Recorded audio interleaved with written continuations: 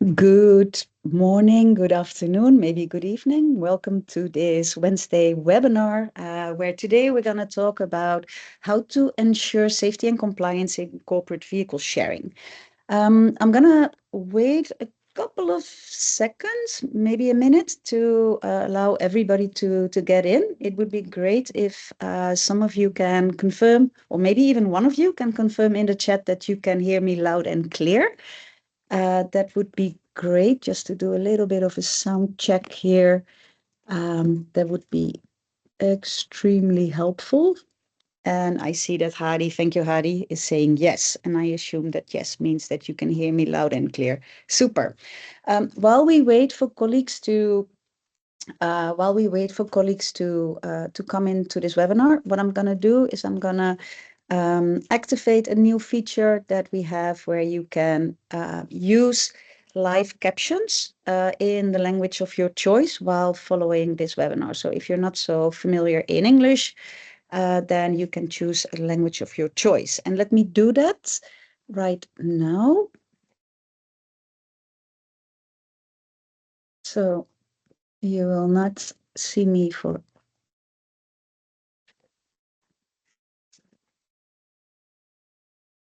let me do that right now.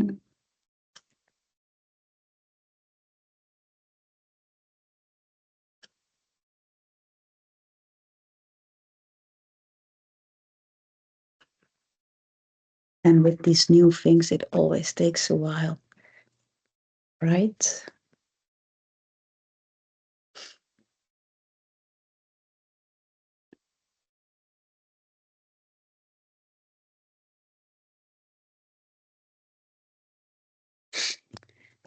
So let me see.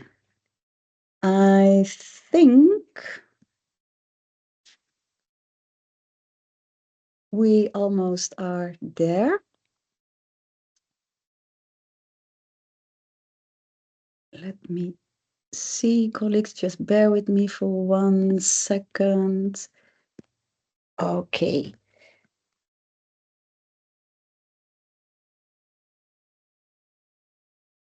Okie dokie.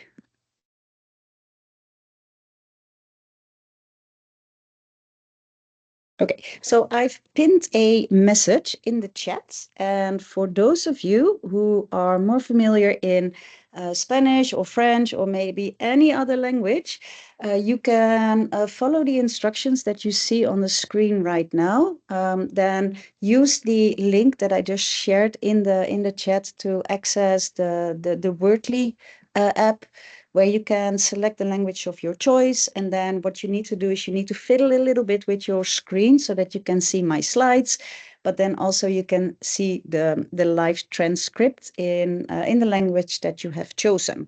So with that, we're going to start. For those of you who don't know me, my name is Roos van Stijn. I'm the Development Director with Fleet Forum. And today I would like to talk to you about safety and compliance considerations that you need to think of when you start engaging in vehicle sharing activities. So that's the topic of today. I would welcome your questions, your comments, your thoughts on this topic around that. You can leave that in the chat, or you can use the Q&A section. So whatever is most comfortable to you. So let's start. Why are we doing this topic? So you might have heard us saying it is as more often, is that last year Fleet Forum and its members organized a summit in which we agreed to a number of commitments. And one of these commitments was to increase the number of vehicle sharing projects or vehicle sharing initiatives in at least 20% of the operating countries within 3 years. Now, as we know, time goes fast, and we are already a little bit, well, we are almost at the first year of the signing of those commitments. So in order for us as a sector to reach to these commitments, we need to take action, right? And vehicle sharing is a topic that many organizations are interested in. And we thought to sort of discuss like, okay, what does it mean from the safety and compliance part? What does it mean for our organization if we're gonna start engaging in these initiatives? Maybe another slide or another image that you have seen more often in our webinars is the Avoid, Shift, Improve framework. This is an important framework to remember and to use in our environmental sustainability actions because it provides us guidance on the actions that have most impact to the least impact. And the most impact is to avoid our transport, to avoid the kilometers that we drive, to the least impact where we start to look at, okay, how can we improve if we have to drive, if we have to use transport, how can we improve things? And vehicle sharing is sort of in the middle. We still need to travel. We have identified that, yes, we have done everything we can to avoid the travel that we need to do, but we still need to do this. And we want to do this in a more environmentally friendly mode. So maybe first let's define what we mean by corporate vehicle sharing. So we often use this term, vehicle sharing, when we actually mean carpooling. Carpooling is when we have multiple people traveling together in the same vehicle. And that, of course, reduces then the number of vehicles that is used for the same trip. Examples where we can use this carpooling is, of course, when we go to the same meetings or where we go to the same camp or where we go to the same airport. These are really good opportunities to use carpooling. When we talk about real vehicle sharing in the well, sort of the exact definition, then we would say is that we have a shared fleet where we use the fleet of vehicles for business purposes. So we don't have vehicles per project, but maybe we also can think about, okay, if we are with multiple organizations in the same location, we don't need to our vehicles 24/7. So we might want to share this fleet of vehicles so that we can optimize the use of the vehicles. For the purpose of this webinar, I don't mind so much whether we think about the concept of vehicle of safety and compliance in terms of carpooling or in terms of vehicle sharing. So we can sort of use it interchangeably, if that's the right word. Of course, the benefits of both vehicle sharing and vehicle pooling includes cost savings, reduced environmental impact, and increased operational efficiency. Maybe maybe a question to all of you in the chat is: are you already engaged in either vehicle sharing or vehicle pooling? And maybe you can sort of share your experiences in the chat, what you see, and I will just continue. But it would be good to hear from you. I see Hadi saying yes. Hadi, maybe you can expand a little bit more on yes, we are doing vehicle sharing or carpooling. Maybe do you use it for specific trips, trips to the airport or trips to meetings? Just share with us because we learn as a community, right? So it's good to learn what is going on in your locations. I see also some people say, "Oh, not yet."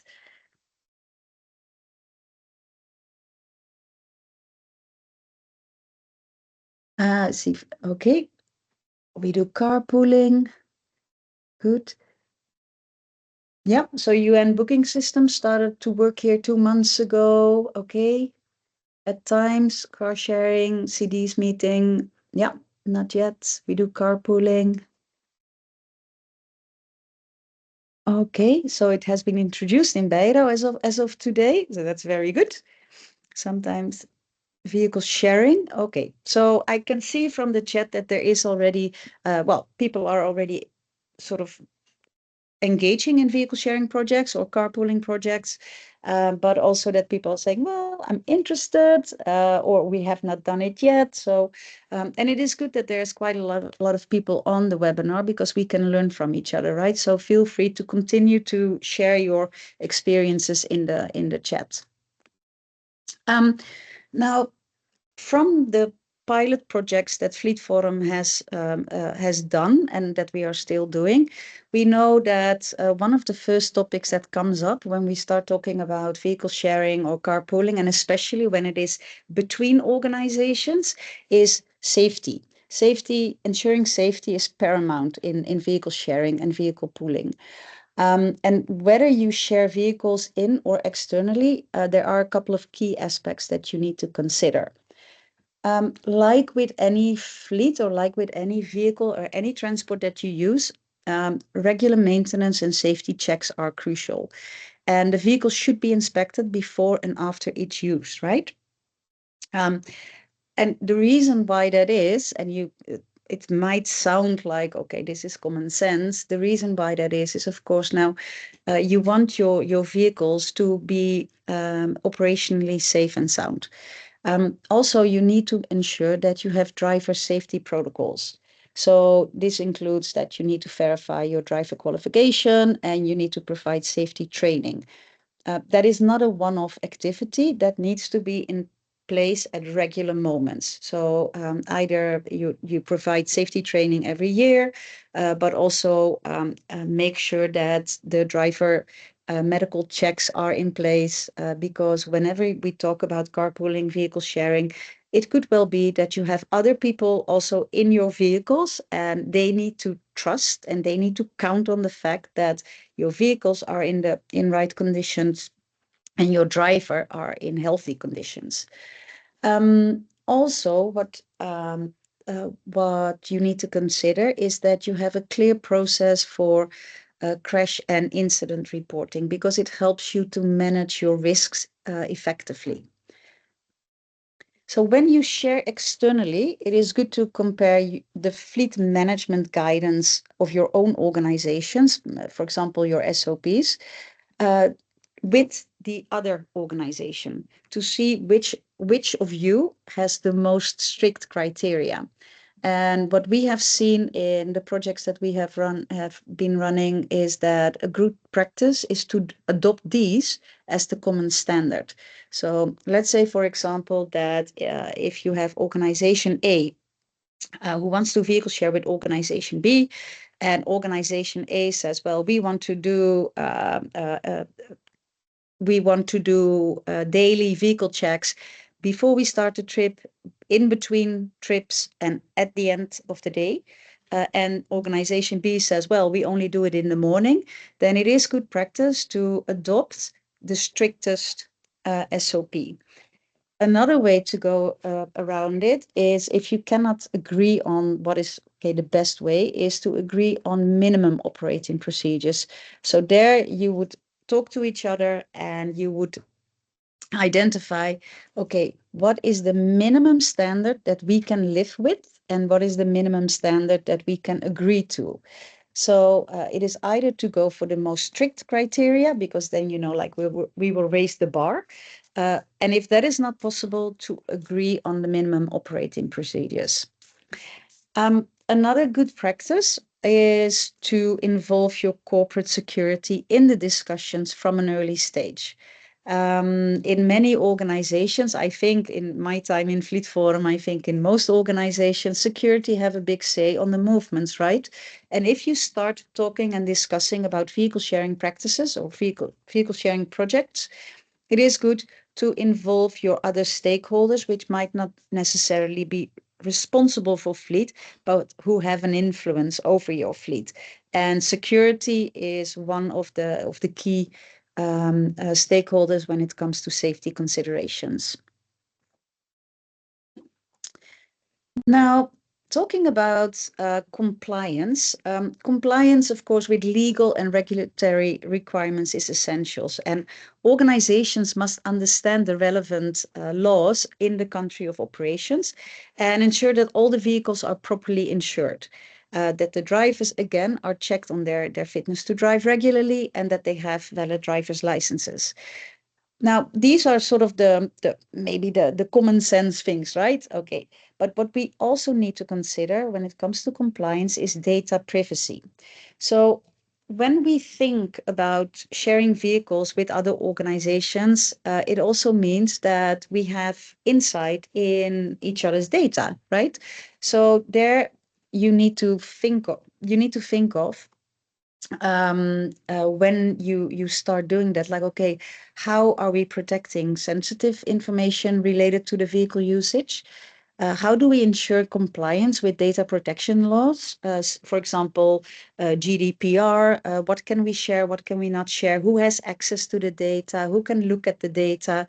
These are some of the things that you want to think about. Our recommendation would be that you have agreements in place and service level agreements that can help manage liabilities and responsibilities. And what I mean with that is that it should be clear who is doing what in case of an incident, but also who has access to which data, who can take the lead in case things are not compliant with what we agreed to.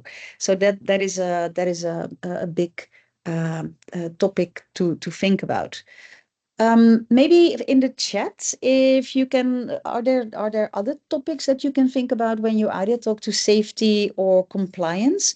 What are things, and especially for those of you who have already engaged in vehicle sharing with other organizations or maybe even internally, what are the types of topics that you have been discussing in the area of safety or compliance in your organization? I would be interesting, and I think many on this call would be interesting to read about that.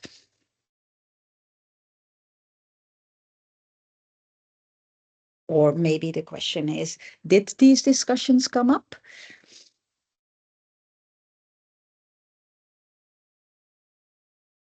I'll just see.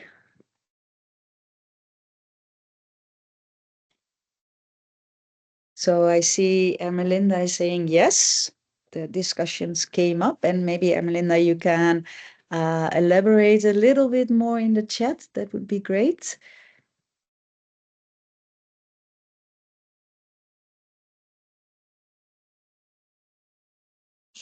Not yet. So, okay, Tony, not yet. So maybe I hope that some of these topics or the points that I addressed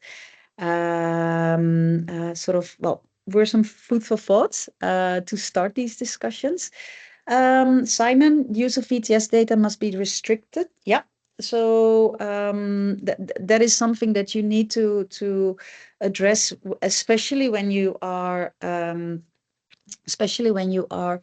sharing vehicles between organizations, right? I think it is already something that you want to do internally, but also when you are sharing externally the vehicles, or if you are carpooling.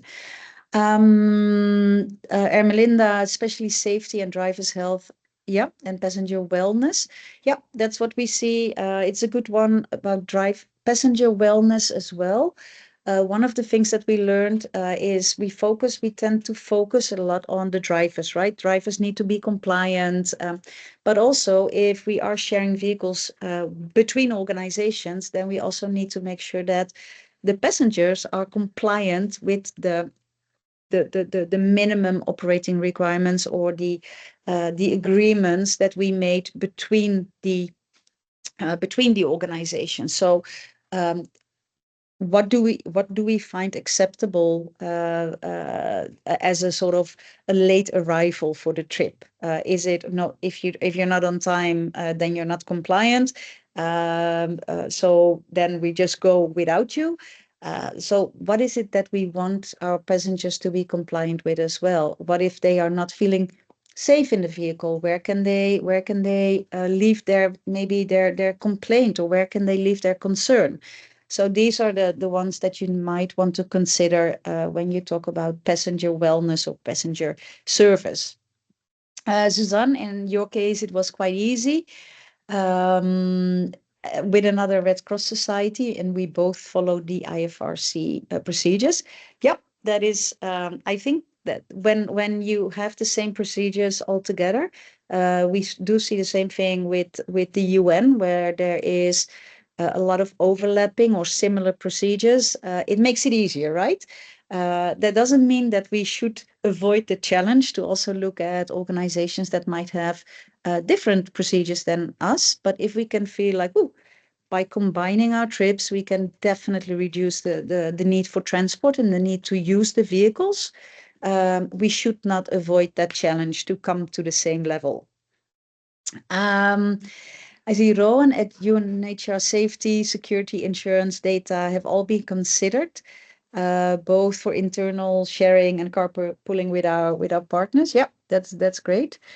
Ermelinda, also feedback mechanism in FMS and driver rating. Yeah, and that's a way where when you start vehicle sharing projects internally, externally, you will find that after a while, as with any new process or as with any new way of working, you will find that you need to look at feedback, you need to evaluate, and you want to maybe then you want to use that to improve, right? To improve the service or to improve the process. So it's great to see in the chat that already a lot of you are addressing these topics, and that for those of you who have not started vehicle sharing projects yet, it is something to sort of keep into your mind when you begin the vehicle sharing project. So maybe a couple of examples to get inspired by, and these are the vehicle sharing projects that Fleet Forum started a couple of years already in Lebanon. And for those of you who were present at our virtual conference a couple of weeks ago, you might have seen the panel session there, which was very interesting. And I left the link to the recording on the slide. But in Lebanon, we had 9 NGOs sharing vehicles on 3 routes. It was a low-tech project, meaning that we didn't have VTS, we didn't have FMS, we didn't have a transport booking system. We basically, the 9 organization made it happen because they took a very pragmatic approach. They used that route of, okay, let's compare all our safety regulations. Let's compare how our driver management regulations. Let's bring our security people in the same meeting, and they really came up with a practical, pragmatic way to start sharing vehicles. Another one that we started last year is in Central African Republic, where 7 organizations are sharing vehicles on a specific route, the Route Nationale 2. And it's also very low tech. The logisticians and fleet managers in Central African Republic who are part of this initiative, they are basically more on an opportunity-based approach, where they say, oh, I have a vehicle, it's going in that direction, and we have seats available, who wants to join? That's how they do it. And from a very initial analysis, we already see that by doing that, we can realize cost savings. In a very short time, we have already identified like 16% reduction in cost on that specific route. So that is all very, very encouraging to say like, okay, we don't need to wait for a big fleet. We don't need to wait for a large number of organizations. Already when we even have one person who wants to share their vehicle with another person, that's already a good start, right? And I did some research to see, okay, so is that really true, that we can start by just sharing our vehicle with some other person, and what would that mean for us? And I found this one a very interesting sort of finding. And this is not linked to the humanitarian sector at all. This is a research that was done by an American association, carinsurance.org. And they found that if we can have one person share their vehicle with just one other person, then you can make huge savings. And they were talking about 68 million tons of GHG, reduced fuel consumption. They made big changes, but also in operating costs. So I think on all sort of the objectives that many of us on this call as a fleet manager or a person involved in fleet management have is reducing your emissions, reducing your fuel, reducing your costs. So if everybody in an organization would start with sharing their vehicle with just one person, we can make that happen, right? And from a more, let's say, social or human perspective, what they also found is that people who are sharing vehicles have shown overall stress reductions, because it's really nice when you are a little bit stressed to talk to another person in a vehicle, right? So that's what they also found as a side effect. So hopefully that inspires you to maybe not to wait until the whole of the organization makes a decision around vehicle sharing or carpooling, but to take small steps at a time. Your solution at the start doesn't need to be perfect, but just start by making the first shared movement, or by saying, okay, we're going to combine this trip, and grow it from there. Other examples to get inspired by, and somebody was already saying it in the chat, is UN Mobility. Also at our recent conference, our colleagues from the Humanitarian Booking Hub, they did a presentation on UN Mobility, and they also saw a lot of benefits. I also want to highlight the Smarter Fleet Ride Sharing from UNHCR, which is using the concept of UN mobility, but they are rolling it out now completely in UNHCR, and they are also seeing a lot of good benefits. And I think we have Rowan here on from UNHCR on the webinar, and maybe Rowan, if you want to say something about how it's going with Smarter Fleet Ride Sharing, it would be great. Let me see now where to start. I hope I've inspired you with some of these examples, but also give you some things to think about when you start vehicle sharing projects. Where to start is that from our first pilot in Lebanon, we have developed a starting guide containing good practices, templates, and draft SOPs that you can use to start vehicle sharing projects. Use them, change them, adapt them to your own local environment, but we don't want you to reinvent the wheel, and this is a good starting point, we think.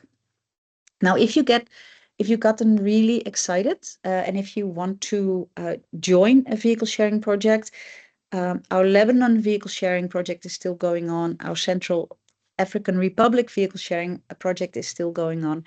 And soon we will start a vehicle sharing project in Northeast Syria. And that is all in partnership with Hulo. That is it. We have a couple of minutes for questions. Like 1 minute, I hear from my timekeeper. So let me see if there are questions. I'm also checking the Q&A.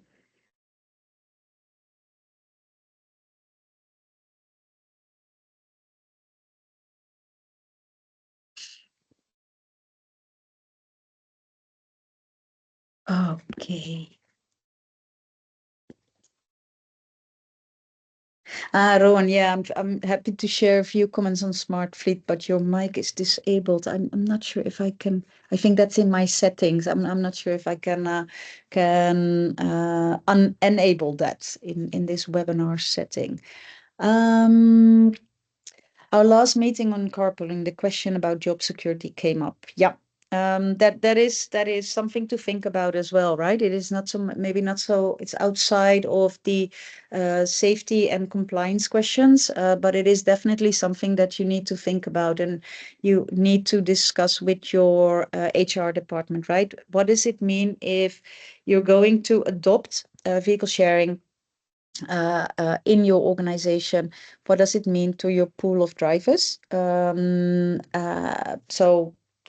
uh, I would say next to involving your HR, sorry, next to involving your security colleagues, involve your HR for these type of questions, involve your finance colleagues for questions and issues around how do we deal with cost sharing, etc., etc. So there's many stakeholders, but in the guide that we have that I've mentioned, you will find a list of who sort of recommendations or suggestions who to involve. It is the end of the webinar. We will share the recording with you. We will share the link to the guide. If you have any questions around the vehicle sharing projects that Fleet Forum is running, feel free to reach out to me.